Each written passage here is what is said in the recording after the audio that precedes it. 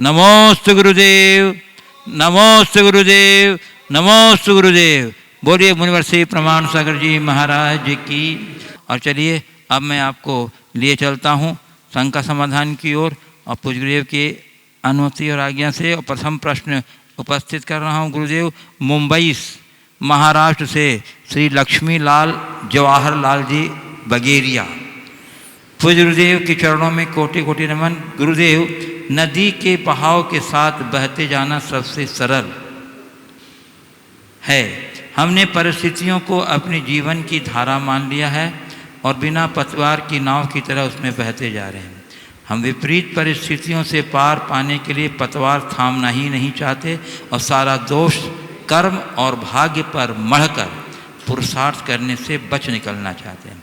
यदि एक बार साहस करके पुरुषार्थ की पतवार थाम लें तो गुरुदेव परिस्थितियां अपना रास्ता बदल देगी और भाग्य हमारे हाथों का संबल बन जाएगा। तो फिर वैराग्य सिर्फ सांसारिक दुखों और कृत्यों से मुंह मोड़ना मात्र नहीं है, उससे क्या हासिल होगा? कौन से सिद्धांत पर संन्यास और वैराग्य आधारित है? कृपया समाधान करें। बहुत अच्छा सवाल है और सवाल थोड़ा दार्शनिक है। कहा है कि परिस्थितियों को धारा मानकर उसमें अपने आप को बहा देने में हमारी कोई सलामती नहीं है। जो लोग परिस्थितियों के बहाव में बहते हैं वे कर्मोदय को पर दोषारोपण करते हैं। यदि वे पुरुषार्थ की पतवार थाम कर अपने नाव को आगे बढ़ाए तो सफलतापूर्वक अपने जीवन को आगे बढ़ा सकते हैं। प्रश्नकार का आशय यही है कि परिस्थितियों के बहाव में बहने की जगह परिस्थितियों से जूझना हमारे लिए ज़्यादा श्रेयस्कर है। वैराग्य को भी इन्होंने एक इसी रूप में लिया है कि वैराग्य एक प्रकार से परिस्थितियों से हार कर अपना रास्ता बदलना है। वैराग्य या संन्यास किस सिद्धांत पर आधारित है? थोड़ा सा इसे गहराई से समझिए। एक दो धाराएं हैं, इसे थोड़ी व्यापकता से समझना होगा। एक तो है परिस्थितियों से जूझना और एक परिस्थितियों के साथ सामंजस्य बना करके जीना। जो परिस्थितियों से जूझते हैं वे हमेशा व्याकुल चित्त रहते हैं। संत कहते परिस्थितियों से जूझो मत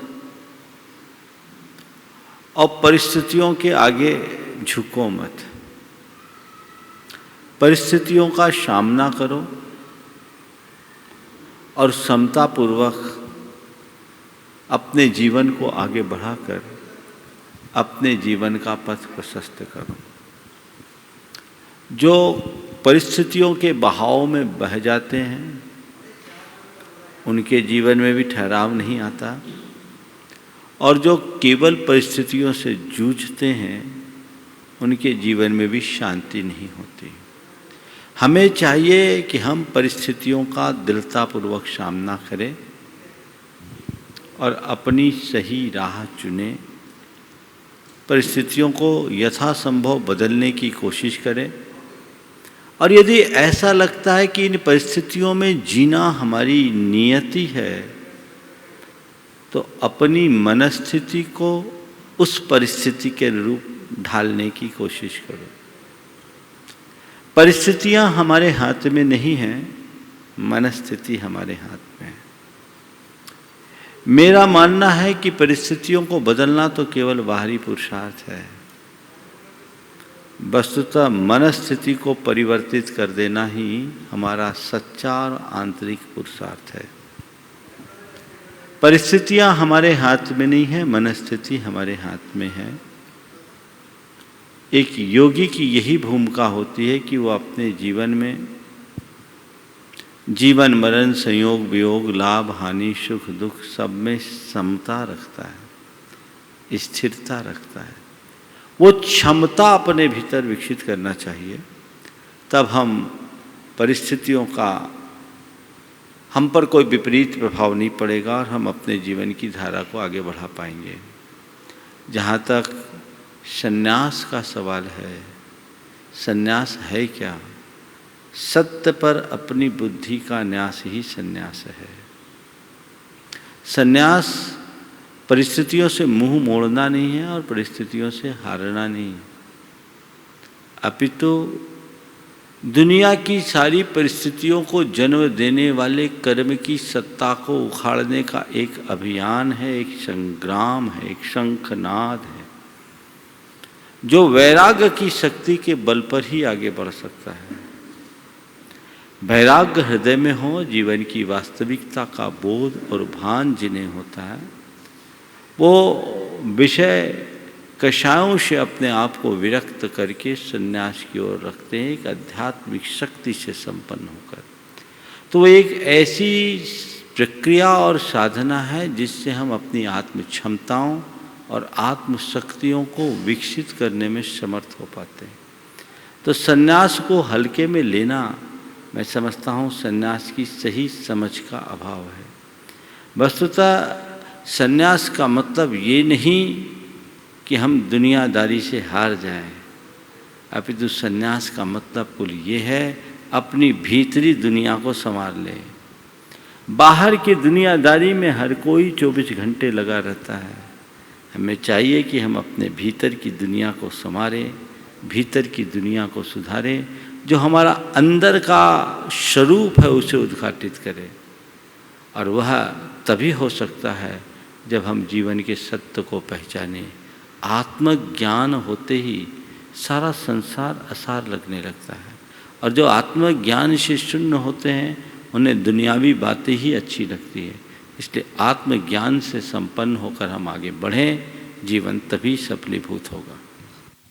पूज्य गुरुदेव, जमशेदपुर झारखंड से श्रीमती करुणा सिन्हा कह रही हैं, महाराज श्री, मैं बचपन से ही धर्म को एक ढकोसला मानती थी। धार्मिक मूल्यों पर मेरी कोई आस्था नहीं रही, परंतु अप्रत्याशित रूप से जब आपके प्रवचन और शंका समाधान के कार्यक्रम से जुड़ी तो जुड़ती चली गई, और अब मेरी कुछ आस्था थोड़ी थोड़ी धर्म पर बनने लग गई है। लेकिन एक जिज्ञासा गुरुदेव मेरे मन में बहुत दिन से चल रही है, जो मैं आपके समक्ष रख रही हूँ। गुरुदेव, जैन धर्म कहता है कि संसार के जितने भी संयोग हैं क्षणभंगुर हैं, तो फिर गुरुदेव जीने का मतलब क्या और मकसद क्या है? देखिए, संयोगों की क्षणभंगुरता का मतलब ये नहीं है कि हम जीवन से मुख मोड़ दें, अपितु इसका मतलब यही है कि हम जीवन का सही तरीके से अभिनंदन करें। जैसे कई बार ऐसा प्रसंग होता है, कई प्रतियोगिताएं वगैरह होती है, वहाँ समय की सूचना के लिए बेल बजाई जाती है। आपको चेता दिया जाता है, परीक्षा देने के लिए बैठे हैं, आपको कहा जाता है आपके लिए 2.5 घंटे का या 3 घंटे का समय है, और हर घंटे में घंटा भी बजाया जाता है।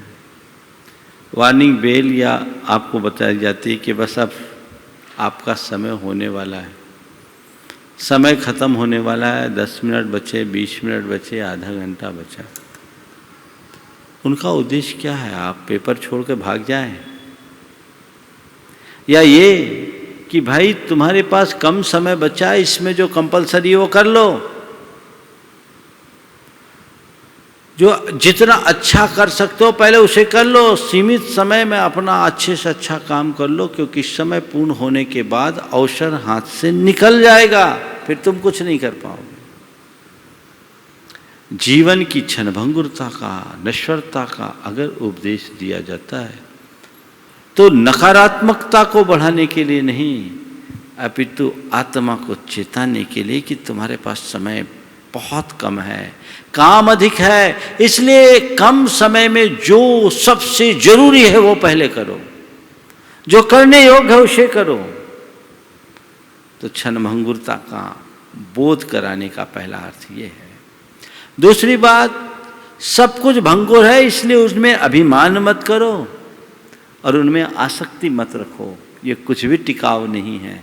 अपने अंदर के अभिमान को समाप्त करने के लिए संयोगों की भंगुरता का चिंतन बहुत आवश्यक है। अपनी आसक्ति को मिटाने के लिए संयोगों की भंगुरता का चिंतन जरूरी है। पूज्य गुरुदेव, अकोला महाराष्ट्र से अनुष्का उनवणे 12 वर्ष ये कह रहे हैं गुरुदेव कि कल टीचर्स डे था।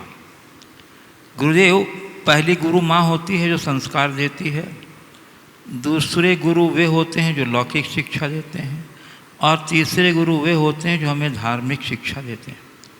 गुरुदेव, माँ एवं लौकिक गुरु का समागम तो बराबर मिलता है, परंतु धार्मिक शिक्षण देने वाले गुरु का समागम तो बहुत दुर्लभ है। तो गुरुदेव, हम ऐसा क्या करें कि तीनों में से किसी भी गुरु के लाभ से हम वंचित न रहें?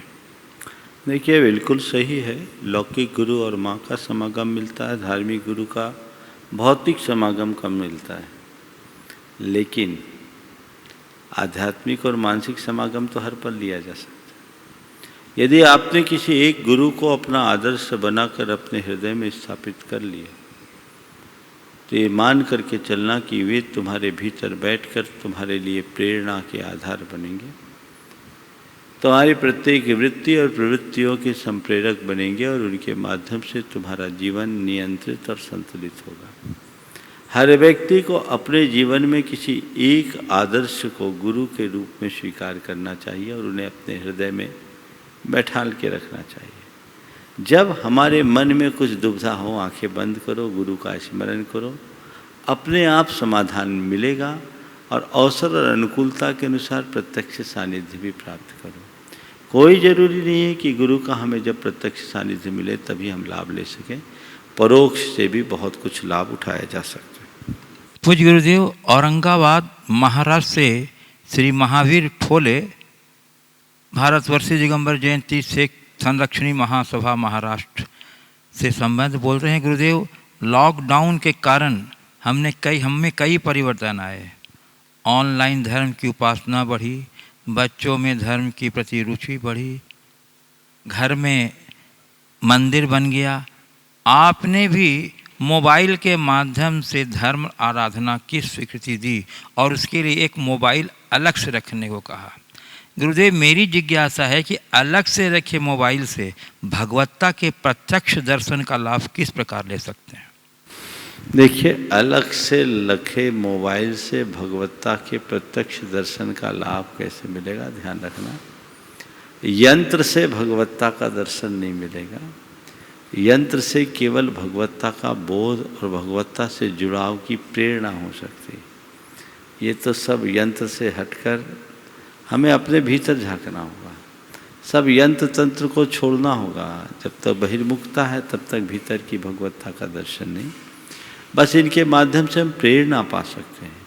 हम साधनों में उलझने की आदत बंद करेंगे, तभी सच्चे साध्य को प्राप्त कर सकेंगे। ये जो बात मैंने कही है वो केवल प्रारंभिक भूमिका के लोगों के लिए कहा कि नहीं हो रहा है तो आप टेक्नोलॉजी का इस्तेमाल करके वो प्राप्त करें। लेकिन ध्यान रखना, प्रवचन में कल्याण नहीं है, पूजन में कल्याण नहीं है, स्वाध्याय में कल्याण नहीं है। हाँ, प्रवचन, पूजन, सत्संग, समागम, स्वाध्याय करके तुम चाहो तो तुम्हारा कल्याण है। वहां से जो प्रेरणा मिल रही है उस प्रेरणा को पाकर के तुम्हें अपने अंतर में झांकना होगा, अंतर्मुखता बढ़ानी होगी, तब कल्याण है। पूज्य गुरुदेव, अकोला महाराष्ट्र से संगीता गव्हाणे कह रही हैं, गुरुदेव मेरी जिज्ञासा आपके आज के प्रवचन से है। आपने क्षमावाणी पर जो कहा कि सबसे क्षमा मांगनी चाहिए और खुद का विश्लेषण करना चाहिए, तो क्या गुरुद्वार हमें अपने आप से क्षमा नहीं मांगनी चाहिए? तथा गुरुदेव, विश्लेषण के वे कौन से बिंदु होंगे जिन आधार पर हम अपना विश्लेषण कर खुद से क्षमा मांगें, वो स्वयं को भी शाबाशी दें? देखिए, विश्लेषण के विषय में मैंने काफ़ी विस्तार से प्रातःकाल चर्चा की, अंतर विश्लेषण की बात की। हम अपनी खूबियों और खामियों को तटस्थ भाव से देखें। देखें मेरी कौन कौन सी कमजोरियां हैं, और ऐसी कमजोरियां जो मेरे जीवन के लिए ठीक नहीं, मेरे संपर्कियों के जीवन के लिए ठीक नहीं, मेरी आत्मा के लिए ठीक नहीं, और जो हैं उन्हें चिन्हित करें और उन्हें दूर करने के लिए संकल्पित हों। अपने अंतर विश्लेषण के बल पर जब हम अंतर शोधन शुरू करते हैं तब जीवन में सुधार की प्रक्रिया होती है। आपने पूछा है आपके भीतर अपने विश्लेषण के लिए बिंदु कौन से हों, दोष, दुर्बलता और दुर्गुण, इन्हें हमें देखना है। हम अपनी अच्छाइयों पर तो प्रायः नज़र रखते हैं और लोग अपने मुख से ही अपनी बड़ाई कर बैठते हैं, लेकिन अपनी कमियों और खामियों को प्रायः नज़रअंदाज करते हैं। जब तक हम उन्हें दूर नहीं करेंगे तब तक हम अपने जीवन को आगे नहीं बढ़ा सकेंगे। और थोड़ा गहरे जाएं तो हमें अपनी आत्मा को परखना चाहिए, आत्मा के स्वरूप को समझने की कोशिश करना चाहिए, आत्मचिंतन की कला विकसित करनी चाहिए। मनुष्य के भीतर आत्मचिंतन का जितना गहरा भाव होता है उसके जीवन में उतना ही सुधार होता है। पूज्य गुरुदेव, रीठी कटनी से कुमारी मायूरी जैन कह रही हैं, गुरुदेव कहते हैं कि संघर्ष बिना सफलता नहीं मिलती, परंतु गुरुदेव कभी कभी पुण्योदय से बिना संघर्ष के भी सफलता मिल जाती है। तो गुरुदेव संघर्ष पूर्वक एवं बिना संघर्ष के मिली सफलता में कौन सा स्थायी एवं प्रशंसनीय तथा प्रयोजनीय है? संघर्ष से मिली सफलता और बिना संघर्ष से प्राप्त सफलता में कौन सी सफलता प्रशंसनीय, स्थायी और प्रयोजनीय? देखिए, ये सफलता प्रयोजनीय है, ये बात सही है। किसी को काफ़ी कठोर परिश्रम से भी सफलता नहीं मिलती, कईयों को परिश्रम पूर्वक सफलता प्राप्त होती है, पर कई लोग हैं जिन्हें अल्प प्रयास से भी बड़ी सफलताएं हासिल हो जाती। आपने पूछा कौन सी प्रशंसनीय और प्रयोजनीय है। मैं तो सफलता मात्र को प्रशंसनीय मानता हूँ, पर अगर प्रशंसा ही करनी है तो हमें उनकी करनी चाहिए जो सफल भी हुए हैं और परिश्रम भी किए हैं, कठोर परिश्रम के बाद भी हार नहीं माने, वो उनकी दोहरी सफलता है। बिना श्रम की जो सफलता है वो एकहरी सफलता है, लेकिन कठिनाइयों को पार करते हुए सतत जूझ करके जो सफलीभूत होते हैं वो दोहरी सफलता है, क्योंकि उस विषम स्थिति में अपने हौसले को टिकाए रखना भी एक बड़ी सफलता है। उसी के बल पर लोग मुकाम पर पहुंचते हैं। हमारे लिए प्रयोजनीय दोनों हैं। हमें ज़रूरी नहीं कि हम चुनौतियों का सामना करके ही आगे बढ़ें, हमें आगे बढ़ना चाहिए, अपना लक्ष्य पाने का लक्ष्य रखना चाहिए और उसके लिए सतत प्रयास करना चाहिए।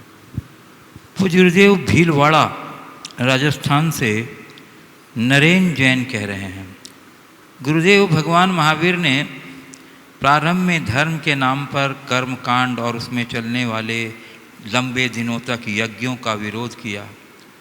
उसे ही मुझे लगता है कि बाद में चलकर जैनों ने ही पंचकल्याणक व कई दिनों तक चलने वाले विधानों के रूप में क्यों अपना लिया? क्या भगवान महावीर ने ऐसा ही धर्म सिखलाया था? देखिए, ये कहना कि भगवान महावीर ने कर्म कांडों का विरोध करके जैन धर्म को प्रवर्तित किया, शायद भगवान महावीर के जीवन दर्शन को ठीक से न समझने का परिणाम है। भगवान महावीर ने थोथे कर्म कांडों का विरोध किया, अंधविश्वासों का विरोध किया। उन्होंने जिसमें हिंसा होती है ऐसे कर्म कांडों से बचने की प्रेरणा दी और जीवन को आगे बढ़ाने की सलाह दी। तो हम हिंसा से बचें, पाप से बचें, दुख, ये भगवान महावीर का कहना था।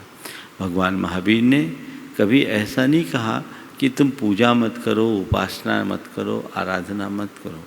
भगवान महावीर ने उपासना का भी मार्ग बताया। हमारा नमोकार मंत्र ही उपासना का मंत्र है। ये जैन तत्व ज्ञान का मूल है। हमारे यहाँ देव, शास्त्र और गुरु को मूल आराध्य के रूप में स्वीकार किया गया है। इसलिए पूजा आराधना को कोरा कर्म कांड कहना ठीक बात नहीं है। हिंसा और आडंबर से युक्त, अंधविश्वासों से युक्त अगर हमारे कोई धार्मिक अनुष्ठान है तो उन्हें कर्म कांड कहना ठीक समझा जा सकता है, लेकिन केवल पूजा पाठ को कर्म कांड कहना कतई उचित नहीं है। हर युग में पूजा पाठ चलता था। खुद भगवान महावीर के काल में भी पूजा थी, और भगवान की पूजा करते करते वो मेढक स्वर्ग का देव बना।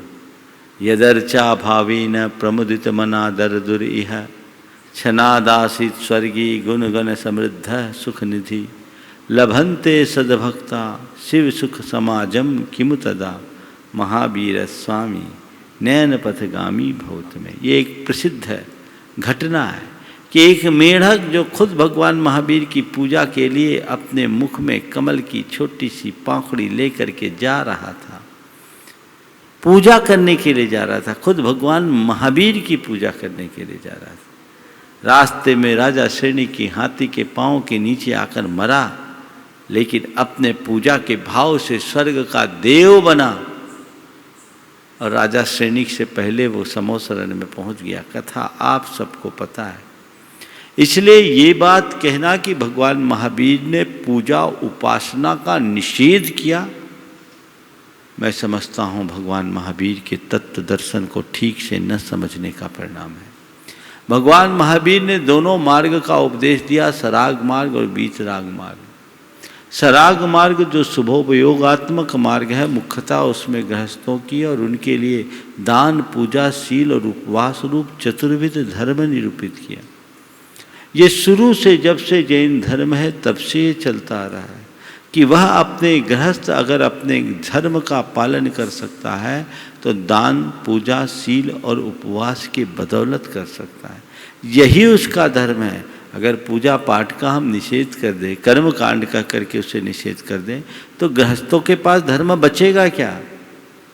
फिर तो सब चीज़ें कर्म कांड हो जाएंगी। इसलिए श्रावक के 12 व्रतों में अतिथि संविभाग और वैया वृत्ति के अंतर्गत भगवान की पूजा को भी लिया गया है। तो ये पूजा मूल धर्म है और ये हमारे सभी प्रमुख जैनाचार्यों ने इसका निरूपण किया है। ये जैन तत्व ज्ञान का ही अंग है। अगर आपने ठीक तरीके से जैन ग्रंथों को पढ़ा होता, जैन दर्शन को समझने की कोशिश की होती, तो शायद ये प्रश्न नहीं उठा होता।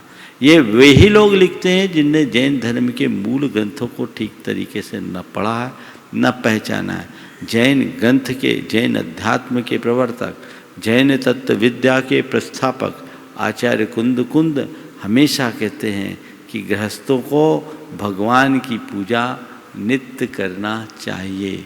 वो देव यदि गुरु पूजा सुदानम्य वा सुशीले सुवा साध सुजुत्तो उगो सुहो तस्सा।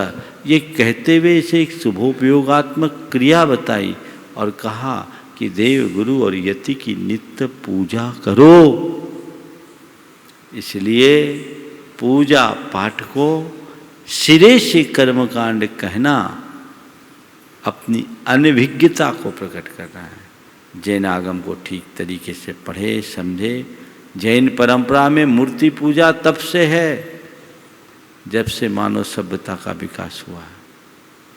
हड़प्पा और मोहनजोदड़ो के उत्खनन से प्राप्त अवशेषों में जो अवशेष प्राप्त हुए उससे जैनों की मूर्ति पूजा का हमें प्रमाण प्राप्त होता है। मैंने पहले भी इस संदर्भ में कहा, डॉक्टर राखलदास बनर्जी की एक शोध कृति है जैन स्थापत्य और कला 3 भागों में भारतीय ज्ञानपीठ से प्रकाशित है। उन्होंने इस बात को बहुत अच्छे तरीके से स्थापित किया कि भारत में मूर्ति पूजा का चलन जैनों से हुआ और ये वैदिक सभ्यता के भारत में आगमन से पूर्व से प्रवर्तित थी। हड़प्पा और मोहनजोदड़ो के उत्खनन से प्राप्त अवशेष इसके सबल प्रमाण हैं। हड़प्पा में एक नग्न मानव धर मिला है जिसमें दोनों हाथ नहीं, दोनों पैर नहीं, गर्दन नहीं और बीच का जो हिस्सा है, लेकिन उसमें दिगंबरत्व स्पष्ट रूप से दृष्टिगोचर होता है।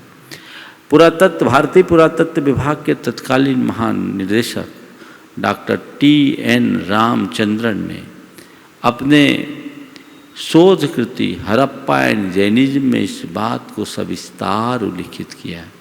इसलिए इन बातों को ठीक तरीके से समझना चाहिए। भगवान महावीर ने पूजा पाठ का निषेध किया, ये ठीक बात नहीं। उन्होंने हिंसक यज्ञों का निषेध किया, आडंबरों का निषेध किया, अंधविश्वासों को कर्मकांड कहकर उनसे बचने की प्रेरणा दी। पूज्य गुरुदेव, कटनी मध्य प्रदेश से श्रीमती आभा जैन, शर्मा ट्रांसपोर्ट, कह रहे हैं गुरुदेव कि जैन धर्म तो पूर्णतः वैज्ञानिक धर्म है। जीवन की हर समस्या एवं जिज्ञासा के उसमें पूर्ण तार्किक एवं वैज्ञानिक समाधान है। भावना योग इसका प्रत्यक्ष प्रमाण। बावजूद इसके अनेकों लोग ऐसे हैं जो अपनी समस्याओं के निवारण के लिए या तो मनोवैज्ञानिकों के पास जा रहे हैं या अन्यत्र जा रहे हैं। ऐसे लोगों को किस प्रकार समझाएं? था गुरुदेव, आज मानसिक पीड़ा से पीड़ित लोगों की संख्या दिनों दिन बढ़ती चली जा रही है, इसका कारण और निदान क्या है?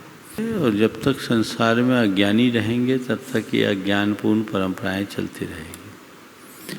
जहाँ तक हमारी समस्याओं के निवारण के लिए किसी चिकित्सक और मनोचिकित्सक के पास जाने की बात है, मैं उसका स्वागत करता हूँ, क्योंकि हमें विज्ञान सम्मत चिकित्सा लेने में कभी परहेज करने की ज़रूरत नहीं है।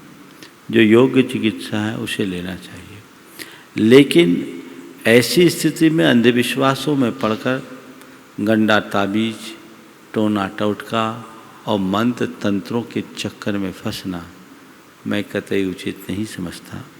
जो कर्म सिद्धांत का ज्ञाता होता है, जिसे आत्मज्ञान होता है, वह कभी इस तरह की स्तरहीन, आधारहीन बातों में विश्वास नहीं करता। उसकी दृष्टि में ये सब आडंबर है। अपने मन की जितनी भी विकृतियां हैं उनको हम दूर कर सकते हैं यदि व्यक्ति थोड़ा अपने आप को मोटिवेट करना शुरू करे, भावना योग करे, ध्यान करे, चिंतन करे, सत्संग करे, समागम करे, तो बहुत सारे लोगों के अंदर के डिप्रेशन, एंजाइटीज या अन्य जो साइकोसोमेटिक डिजीज है, अनेक प्रकार के डिसऑर्डर्स हैं, वो भी नियंत्रित हुए हैं। क्योंकि ये बात भी सही है कि आज जितना भी साइकेट्रिक ट्रीटमेंट है उसमें दवाइयाँ देने के बाद भी कई लोगों को लाभ नहीं मिलता। और वहाँ डीप डिप्रेशन में फंसे हुए लोग अगर अपनी आध्यात्मिक चिकित्सा करते हैं तो उनके जीवन में बड़ा परिवर्तन घटित हो सकता है। मेरे संपर्क में ऐसे अनेक लोग हैं जो वर्षों से डिप्रेशन में थे, लेकिन उन्होंने भावना योग किया। कई लोग नमोकार मंत्र लिख करके अपने आप को उससे बाहर निकाले। तो ये साधनाएं हैं जो हमारी आध्यात्मिक साधना है। अगर उससे व्यक्ति का चित्त अंदर से फिरता है तो वो अपने जीवन में बहुत बड़ा बदलाव घटित कर सकते हैं। हमें ऐसे ही धार्मिक साधना करने का प्रयास करना चाहिए जिससे हम अपने जीवन को आगे बढ़ा सके। प्रश्न का अंतिम हिस्सा क्या था? ये अंत है कि गुरुदेव, आज मानसिक पीड़ा से पीड़ित लोगों की संख्या दिनानुदिन बढ़ती जा रही है। बिल्कुल, मानसिक पीड़ा से संख्या बढ़ने की वजह है, एक बार तो एक विश्लेषण आया था कि भारत में 8.5 करोड़ लोग रजिस्टर्ड हैं डिप्रेशन के। ये 8.5 करोड़ तो रजिस्टर्ड है, अगर नॉन रजिस्टर्ड मिलाएं तो इतने ही जोड़ लें अगर, तो लगभग सब मिलाकर 17-18 करोड़, लगभग 20 करोड़ लोग, यानी इस हिसाब से देखें तो हर चौथा आदमी डिप्रेशन का शिकार है। इसकी पीछे की वजह है लोगों की उपभोक्तावादी मनोवृत्ति, सहनशीलता की कमी, बहुत जल्दी लाभ पाने की इच्छा, ओवर एस्टिमेट कारोबार, अपनी मानसिकता को ईगो से प्रभावित रखना, अहंकार पूर्ण प्रवृत्तियाँ, ये सब ऐसे कारण हैं जो व्यक्ति की मानसिक स्थिति को बिगाड़ रहे हैं। यदि व्यक्ति इन सब जगह थोड़ा सा दृष्टिकोण बदले, आध्यात्मिक दृष्टि को पकड़ ले, तो इन सब चीज़ों से बच सकता है और अपना जीवन बहुत संजीदगी से जी सकता है। पूज्य गुरुदेव, गोधरा गुजरात से श्री अशोक कुमार पूरनचंद जैन कह रहे हैं, गुरुदेव, मेरी 2 शंका का समाधान के माध्यम से मिला। मन अत्यंत प्रसन्न हो गया, परंतु जिज्ञासा बढ़ती जा रही है। महाराज जी, कायोसर्ग से क्या तात्पर्य है और इसे कब कब कहाँ करना चाहिए? क्या 9 बार नमोकार मंत्र पढ़ना ही कायोसर्ग है या कोई अन्य मंत्र भी पढ़कर कायोसर्ग कर सकते हैं? देखिए, कायोत्सर्ग शब्द क्या है? काया के उत्सर्ग का नाम कायोत्सर्ग है। तो शरीर तो हम छोड़ नहीं सकते, शरीर तो अंत में ही छूटता है। काया के प्रति ममत्व के परित्याग को कायोत्सर्ग कहते हैं। हमारे यहाँ सबसे स्वल्प समय तक का जो कायोत्सर्ग है वो 27 उच्छ्वास का, कहीं कहीं 25 उच्छ्वास का भी है। तो जितनी देर में हम 27 उच्छ्वास लेते हैं, श्वास लेना छोड़ना, लेना छोड़ना, लेना छोड़ना, तो इससे 27 बार श्वास लेने छोड़ने में हमारा एक कायोत्सर्ग होता है। हम इसे 9 बार नमोकार मंत्र से जोड़ देते हैं कि नमोकार मंत्र जपते समय, श्वास लेते समय नमो अरिहंतानम, छोड़ते समय नमो सिद्धानम, लेते समय नमो आयर्यानम, छोड़ते समय नमो वज्रायनम, फिर लेते समय नमो लोए और छोड़ते समय सब साहुनम। इस प्रकार 3 बार श्वास लेने और 3 बार छोड़ने में एक नमोकार होता है। एक नमोकार में 3 श्वासोच्छ्वास होते हैं। तो 9 बार हमने किया, 27 हो गया। तो कायदे से एक कायोत्सर्ग इस तरीके से होना चाहिए कि उतनी देर तक अविचल हो जाएं और शरीर को भूल जाएं। ये 27 उच्छ्वास का कायोत्सर्ग है। लेकिन अब केवल नेग ज़्यादा होता है, फटाफट उंगली चला लेते हैं और 9 बार नमोकार मंत्र हो जाता है। कई लोग तो इतना फास्ट करते हैं कि 1-2 बार ही नहीं होता, उनके 9 बार हो जाते हैं। तो ये प्रक्रिया ठीक नहीं है। इसे क्रिया मत बनाएं, जागरूकता और तत्परता से करें। कोई ज़रूरी नहीं है कि आप नमोकार ही जपें, अन्य मंत्र भी कर सकते हैं, पर उच्छ्वास 27 हो ये आप गिने। बिना मंत्र के भी आप बैठकर 27 उच्छ्वास तक आप तटस्थ भाव से बैठें, उतनी देर तक शरीर का ध्यान न रहे तो ये कायोत्सर्ग की श्रेणी में आएगा। पूज्य गुरुदेव, कुछ यहाँ जो उपस्थित जिज्ञासु हैं उनको मैं आमंत्रित कर रहा हूँ। श्रीमती संध्या जैन सिंघई, उपकार परिवार सागर। और जब तक गुरुदेव ये आ रही हैं, श्रीमती शेफाली राजेश जैन काव्यांजलि इंदौर से पूछ रही हैं, गुरुदेव, परंपरागत जीवन शैली ने हमें दुख, पीड़ा और अशांति के सिवा कुछ नहीं दिया, तो क्या हम इस जीवन से यू टर्न लेकर एक नई जीवन शैली विकसित नहीं कर सकते हैं जिससे हमें सुख शांति मिले? हम परंपरागत जीवन शैली ही हर बार क्यों दोहराते हैं? हम क्यों नहीं वैज्ञानिक बनकर जीवन के यथार्थ को पाने का प्रयत्न करते हैं? बहुत अच्छी बात है। प्रश्नकर्ता ने पूछा है कि परंपरागत जीवन शैली ने हमें दुख, दर्द और अशांति दी है। मुझे नहीं पता कि प्रश्नकर्ता का परंपरागत जीवन शैली से क्या आशय है। अगर हम इसे केवल पुराने ढर्रे के लिए के रूप में देखें तो मैं उनकी बात से सहमत हो सकता हूँ। लेकिन परंपरागत जीवन शैली अगर हम अपने पुराने सांस्कृतिक मूल्यों के साथ लेकर के देखें तो हम पाएंगे कि वो हमारे सुख का आधार है, जहाँ सरलता, सत्यता, निष्प्रहता जैसे मूल्यों को महत्व दिया गया, विनम्रता जैसे मूल्यों को महत्व दिया गया, सादगी को जिसमें स्थान दिया गया, संयम और संतोष की जिसमें प्रधानता दी गई, वो जीवन शैली कतई हमारे दुख दर्द का कारण नहीं हो सकती। हम उस जीवन शैली से तो अपने जीवन को सुखी ही बना सकते हैं। हाँ, वैज्ञानिक तरीके से जीना को बहुत अच्छी बात है, लेकिन मैं आपके वाक्य में और संशोधित करता हूँ। न व्यक्ति को पारंपरिक होना चाहिए, न ही वैज्ञानिक। व्यक्ति को मौलिक तरीके से जीवन जीना चाहिए। केवल विज्ञान की रट में जाए तो भौतिक संसार की ओर भागा जा सकता है। केवल पारंपरिकता से बंध जाए तो बहुत सारी रूढ़ियों से जकड़ सकते हैं। लेकिन मौलिकता को साथ लेकर के चलेंगे तो बड़ा तार्किक होगा और सांस्कृतिक होगा, वो हमारे जीवन के उत्कर्ष का आधार बनेगा। इसलिए हम मौलिक बनने की कोशिश करें और अपने जीवन में उन तत्वों को प्रधानता दें जिससे हमारी मौलिकता बढ़े। श्रीमती संध्या जैन सिंघई, उपकार परिवार सागर। उसके बाद तैयार रहेंगी श्रीमती रितु जैन, विश्व परिवार कटनी। नमोस्तु गुरुदेव। गुरुदेव को उपकार परिवार का त्रयवार नमोस्तु। गुरुदेव, काल की विडंबना है कि आजकल नेक इंसान तो अविश्वास के घेरे में घिरे ही रहते हैं, संत जनों के प्रति भी संकालू दृष्टि रखने लगे हैं। इसका क्या कारण है? तो गुरुदेव, हम ऐसा क्या करें कि लोग हम पर आंख मूंद कर विश्वास करें और संतों के प्रति भी विश्वास प्रगाढ़ बना रखें? देखिए, जो जैसा होता है उसको वैसा ही दिखता है। आज ज़्यादातर लोगों के मन में शंका है तो सबको शंका की दृष्टि से देखता है। संतों की तरफ अगर संकालु दृष्टि से देखते हैं तो इसमें संतों का दोष नहीं, अपात्रता उनकी। और ये हर युग में रहा है। अच्छाई को भी लोगों ने गलत दृष्टि से देखा है और इस बीमारी को हम दूर नहीं कर सकते। बस हम ये देखें कि हम ऐसे लोगों से प्रभावित न हों। हमारे जीवन में सच्चाई होनी चाहिए, तो कैसे भी शंका हो हम अपने आप को उससे प्रभावित रख सकते हैं। नमोस्तु गुरुदेव। श्रीमती रितु जैन, विश्व परिवार कटनी, और नवीन जी हैं क्या यहाँ उपस्थित? हाँ, आ जाइए साथ में नवीन जी, जिन्हें हम लोग बबलू के नाम से जानते हैं और बड़ी तत्परता से लगे हैं पूरे इस चातुर्मास को ऐतिहासिक स्वरूप प्रदान करने में, पूरा जीवन समर्पित कर दिया। एक बार अभिनंदन कर दीजिए हमारे बबलू जी का। प्रश्न पूछ रही हैं श्रीमती रितु जैन। नमोस्तु गुरुदेव।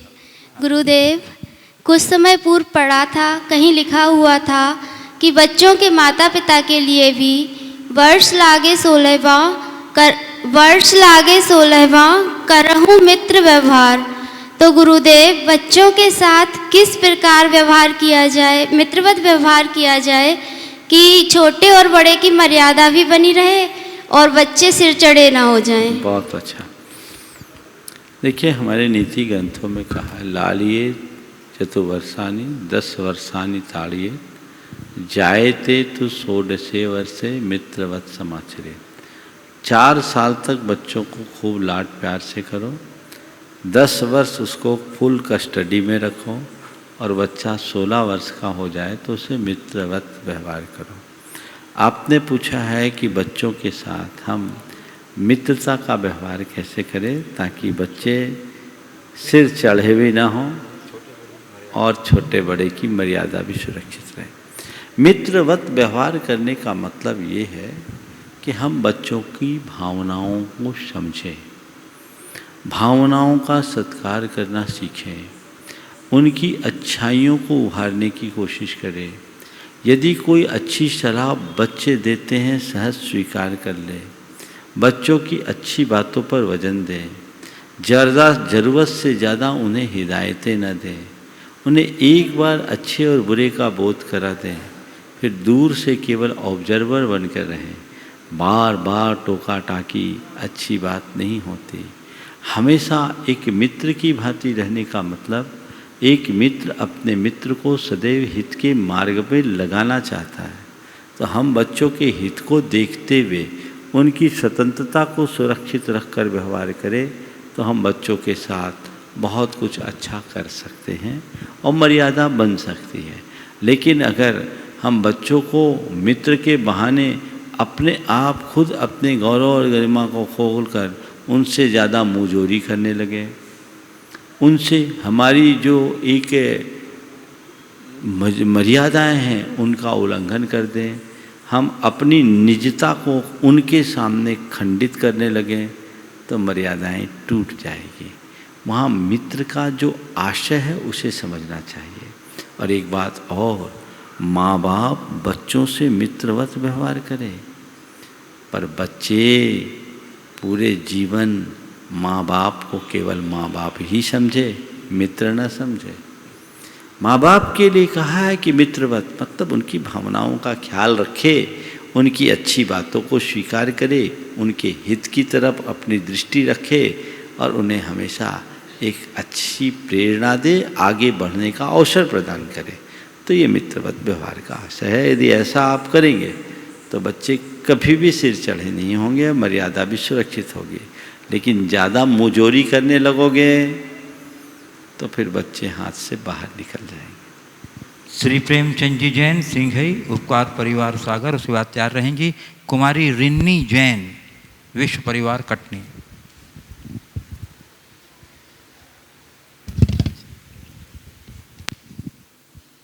नमोस्तु गुरुदेव, नमोस्तु। गुरुदेव को मन वचन काय से तेरे बार नमोस्तु करता हूँ।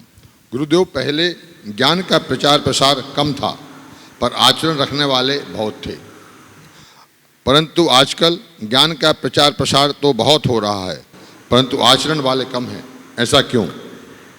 ऐसा नहीं है कि ज्ञान का प्रचार प्रसार बहुत हो रहा, आचरण रखने वाले कम है। आज भी आचरण रखने वाले हैं जिनके हृदय में अपनी आत्मा के प्रति गहरी निष्ठा, आत्मकल्याण की प्रगाढ़ रुचि होती है, वे ही आचरण की दिशा में आगे बढ़ते हैं। और इसमें ज्ञान एक अच्छा माध्यम है, लेकिन ज्ञान को केवल अपने ज्ञान बढ़ाने का साधन मानकर जो स्वीकारते हैं उनके साथ ऐसी विषम स्थितियां बनती हैं। लेकिन जो ज्ञान को अपने कल्याण का आधार बनाते हैं, निमित्त मान करके चलते हैं, उनके साथ ऐसा नहीं होता। हम उन्हें न देखें जो ज्ञान पाकर अपने आचरण में सुधार नहीं किए, हम सदैव उन्हें देखें जो ज्ञान पाकर अपने जीवन में बदलाव लाए। हमें चाहिए कि हम अपना स्थान बदलाव लाने वालों के बीच बनाएं, उनके बीच नहीं जो केवल ज्ञान का बोझ बनाए हुए हैं। ये हमारे अंदर के वैराग्य से ही संभव होगा, तो वैराग्य का भाव उत्तरोत्तर बढ़ाए। नमोस्तु गुरुदेव। कुमारी रिन्नी जैन विश्व परिवार कटनी उपाध्याय रहेंगी। Shrimati Kirti Jain metropolitan trustee Delhi. नमोस्तु महाराज जी। महाराज जी, आज के जीवन में कंपटीशन हर फील्ड में बहुत ज़्यादा बढ़ रहा है। इसमें सफलता पाने के लिए इंटेलिजेंसी के साथ साथ कुछ प्राप्त करने की उत्साह, उमंग भी चाहिए होती है। तो गुरुवर, मेरा प्रश्न ये है कि हम अपनी इंटेलिजेंसी, उत्साह, उमंग को किस प्रकार बढ़ाएं? निश्चित हर क्षेत्र में कंपटीशन है और उसमें सफलता के लिए आपने जो कहा है, इंटेलिजेंसी की एक महत्वपूर्ण भूमिका तो है ही, लेकिन उसके साथ साथ उत्साह और उमंग भी बहुत महत्वपूर्ण स्थान रखते हैं। उत्साह और उमंग को हम अपने अंतरंग में कैसे बढ़ाएं? मेरा अनुभव तो ये बताता है कि व्यक्ति की बौद्धिक क्षमता भले कम हो, पर उत्साह, उल्लास और उमंग की अधिकता से साधारण प्रतिभा वाले व्यक्ति भी बड़ी बड़ी सफलताओं को अर्जित कर लेते हैं। और उत्साह के अभाव में, उमंग के अभाव में अच्छी प्रतिभा वाले लोग भी प्रायः फिसड्डी रह जाते हैं। मैं एक ऐसे व्यक्ति को जानता हूँ, तुम्हारे प्रश्न के साथ पृष्ठभूमि बनाने के लिए बताऊं, जो 10th तक एवरेज था, उसके 60% के आसपास मार्क्स आते थे, लेकिन उसके मन में आया कि मुझे आईएएस बनना है। तो जिस समय उसने कहा मुझे आईएएस बनना है, लोग उसकी हंसी उड़ाते थे, पर उसने ठान लिया कि मुझे आईएएस बन के ही रहना है। खूब उत्साह, उमंग और लगन के साथ वो लग गया कि बस मुझे आईएएस बनना है। 18-20 घंटे उसने मेहनत की और उसने अपने दूसरे अटेम्प्ट में आईएएस की परीक्षा उत्तीर्ण कर ली। आज वो आईएएस हो गया। और उसके समय का जो टॉपर था वो अभी भी अटका हुआ है। तो उत्साह, उमंग हमारी बहुत बड़ी ताकत है। ऐसे अनेक उदाहरण आपके सामने भी आए होंगे। तो उत्साह और उमंग को वो ही जगा सकते हैं जिनके सामने एक सुस्पष्ट लक्ष्य होता है। अगर मेरे सामने मेरा लक्ष्य हो, लक्ष्य को पाने की भावना प्रबल हो, तो उत्साह अपने आप बढ़ेगा। ऊंचा लक्ष्य बनाए और उसे प्राप्त करने के लिए संकल्पित हो जाए, अंदर का उत्साह खुद बढ़ेगा, उमंग खुद बढ़ेगी। नहीं, मुझे ये करना है तो बस करना ही है, करके ही छोड़ना है। कल नहीं, आज का काम आज ही करना है, कल पर नहीं टालना है। तो उत्साह, जब तक हमारी बुद्धि लक्ष्य से अनुबंधित नहीं होती, हृदय का उत्साह जागृत नहीं होता।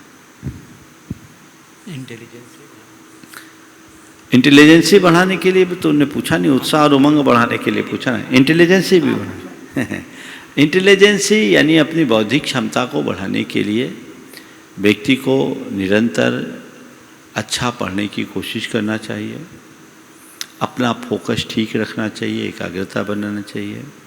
ध्यान भी हमारी इंटेलिजेंसी को बढ़ाने में एक कारगर निमित्त बन सकता है। यदि हम वो चीज़ें ध्यान में रखें तो बढ़ सकता है। यद्यपि हमारी जो इंटेलेक्ट है वो नेचुरल है, नैसर्गिक होती है, उसमें निखार हम ला सकते हैं अपने प्रयास और परिश्रम से। तो हम अपने बौद्धिक विकास के लिए सतत प्रयासशील रहें, परिणाम निश्चित आएंगे।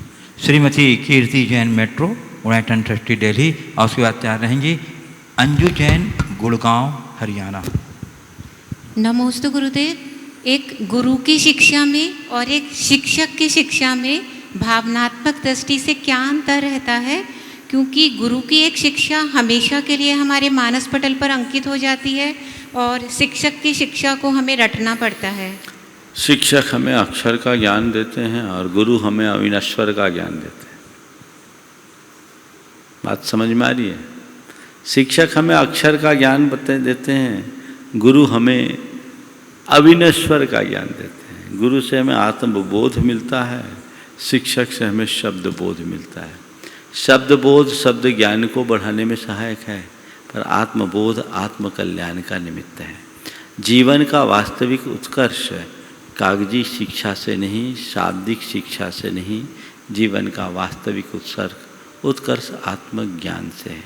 शिक्षक हमें अंक का ज्ञान कराते हैं और गुरु हमारे हृदय में ज्ञान अंकित करते हैं। दोनों में बड़ा अंतर है। अंक का ज्ञान होना और हृदय में ज्ञान अंकित होना, ये जो अंतर है, यही अंतर गुरु और शिक्षक का है। इसलिए गुरु के प्रति जो श्रद्धा होती है वो बहुत अलग होती है। शिक्षक की लोग विनय करते हैं और गुरु की लोग पूजा करते हैं। दोनों में यही भावनात्मक अंतर है। अंजू जैन आ रहे हैं गुरुदेव। तब तक एक प्रश्न श्रीमती डाली मालगुजार कटनी से कह रही हैं गुरुदेव।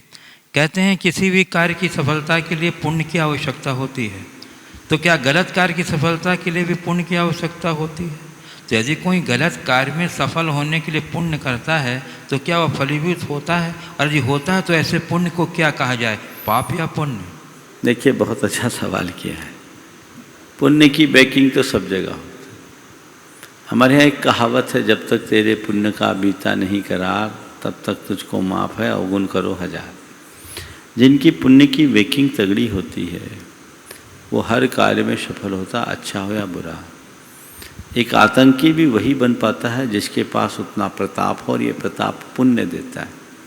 चाहे वीरप्पन हो या बिन लादेन या सद्दाम हुसैन, ये आतताई आतंकी लोग थे। निश्चित इनका पुण्य था, पुण्य का प्रभाव था, रुतबा था, जिसके परिणाम स्वरूप उनने अपने आप को आतंक की पर्याय बनाया और पूरी मानवता के लिए एक समस्या बन गए। लेकिन अंततः उनके पुण्य का क्षय हुआ, पुण्य छीन हुआ, और उनकी जो दुर्गति हुई किसी से छिपी नहीं। तो ऐसे लोगों के लिए कुछ पुण्य ऐसा होता है जो व्यक्ति को गलत रास्ते पे लगाता है। ऐसे पुण्य को हमारे शास्त्रों में पापानुबंधी पुण्य कहा है। दूषित अभिप्राय से उपार्जित पुण्य पापानुबंधी पुण्य होता है, जो अपने उदय में व्यक्ति की बुद्धि को विकृत कर पाप में लगाता है और दुर्गति का पात्र बनाता है। हम हमेशा विशुद्ध भावों से पुण्य उपार्जित करें, ताकि पुण्य के उदय में हमारी बुद्धि निर्मल बनी रहे और हम पुण्यानुबंधी पुण्य के बल पर अपनी आत्मा का उत्कर्ष करें। तो हमें धर्म का कार्य, पुण्य का कार्य विशुद्ध भावों से भर करके करना चाहिए।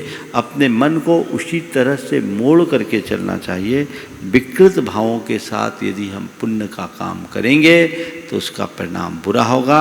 अगर पूछो तो मैं उस पुण्य को भी पाप मानता हूँ जो हमारी बुद्धि को बिगाड़ दे, और उस पाप को भी मैं पुण्य मानता हूँ जो हमें सतपथ पर लगा दे। United trustee Anju Jain Gurugram Haryana. नमोस्तु गुरुदेव। गुरुदेव, एक प्रश्न आया है और प्रश्नकर्ता ने अपना नाम गुप्त रखा है। गुरुदेव, वो किसी मंदिर के पदाधिकारी हैं और उनके मंदिर में लोग मंदिर के धोती दुपट्टे पहनकर अभिषेक करने के बाद दूसरे देवी देवताओं के मंदिर में उन्हीं धोती दुपट्टे से जा रहे हैं और वो उसमें कुछ नहीं कर पा रहे हैं, उनको बहुत ज़्यादा वेदना हो रही है। तो वो पूछना चाहते हैं कि एक पदाधिकारी होने के साथ साथ उनका क्या कर्तव्य है जिससे वो ये रोक सकें और उनकी वेदना से उन्हें कौन से कर्म का बंध हो रहा है। देखिए, ये बड़ा गंभीर और संवेदनशील सवाल है। व्यक्ति को पूज्य का विवेक रखना चाहिए और हमारे मंदिर का जो कोड ऑफ कंडक्ट है उसका पूरी तरह से पालन करना चाहिए। ऐसे व्यक्ति को एकांत में बुला करके समझाना चाहिए और उनसे कहना चाहिए कि यदि आप एक जिम्मेदार पदाधिकारी रोक रहे हैं, करने वाला पदाधिकारी है कि वो रोकने वाला पदाधिकारी है? करने वाला खुद पदाधिकारी है। तो अब उनका अज्ञान है, वो ऐसा करके वो नहीं समझ पा रहे कि हम क्या कर रहे हैं। वस्तुतः जिसके अंदर बोध नहीं वो क्या करे। अब इसके ऐसे व्यक्ति से उलझने की जगह हमें तटस्थ रह जाना ज़्यादा अच्छा है। हमें आर्त ध्यान से बचना चाहिए, जो करेगा सो भरेगा। हम ऐसी क्रियाओं से बचें। अगर संभव हो तो उस व्यक्ति को एकांत में समझाने की कोशिश करना चाहिए। हो सकता है हमारे समझाइश से उसके जीवन में बदलाव आ जाए। नमस्ते गुरुदेव। पूज्य गुरुदेव, मड़ावरा ललितपुर से श्री अक्षय रसिया पूछ रहे हैं, गुरुदेव जो भी मंदिर के पदाधिकारी या मंदिर से संबंध व्यक्ति श्रावकों को मंदिर में अभिषेक पूजन दर्शन करने को लेकर मना कर रहे हैं तो उन्हें पाप का बंध होता है या नहीं? अरे भैया, वो मना करने के लिए मना करेगा तो पाप बंद होगा, पर सबकी रक्षा करने के लिए रोकेगा तो पाप काहे बंधेगा, पुण्य नहीं बंधेगा। वो रोक रहा है रक्षा के लिए कि मना करने के लिए। वर्तमान महामारी में एहतियाती तौर पर लोगों को रोकना पड़ रहा है, तो लोगों को रोकना पड़ रहा है, एक परिस्थिति है। ऐसी परिस्थिति का सामना तो सबको करना पड़ता है। तो उस समय उसे कोई ऐसा नहीं सोचना कि पाप का बंध हो रहा है। जानबूझकर इरादतन अगर रोका जाए तब है। अगर ऐसा है तो अभी तो सबसे ज़्यादा पाप हम लोगों को लगेगा। गेट बंद है, सबको अंदर प्रवेश रोक दिया गया है। अंदर वे ही आ पा रहे हैं जो अपनी पूरी जांच करा रहे हैं। तो एक ऐतिहासिक कदम है और लोगों को भी समझना चाहिए। आज मंदिरों से जो संक्रमण फैला है उससे होने वाली हानि की तुलना कीजिए। ऐसे में जो भी पदाधिकारी आपको रोक रहे हैं वो आपके हित के रक्षक है। हाँ, पदाधिकारी जानबूझकर के आपको रोके तो वो पाप के भागी होंगे, लेकिन रक्षा के निमित्त रोकना बुरा नहीं है और हमें इन सब बातों को खुद समझकर चलना चाहिए। बंधुओं, पर्वराज पर्यूषण की समापना के उपरांत चतुर्दिवसीय अंतराल के बाद आज से प्रातःकालीन प्रवचन 8:30 से यहाँ प्रारंभ हो गया, जिसका सीधा प्रसारण जनवाणी चैनल के माध्यम से होता है। और मध्याह्नकालीन तत्वार सूत्र और रत्नकंठ श्रावकाचार्य क्लास भी प्रारंभ हो गया है, जो प्रमाणिक ऐप और यूट्यूब के माध्यम से आप तो मध्याह्न 3 बजे से उसका आप लाभ ले सकते हैं। और क्लास संबंधी यदि आपकी कोई जिज्ञासाएं हैं तो आप हमारे प्रमाणिक ऐप के माध्यम से अपनी जिज्ञासाएं भेज सकते हैं। क्लास में ही उसका समाधान आपको वहाँ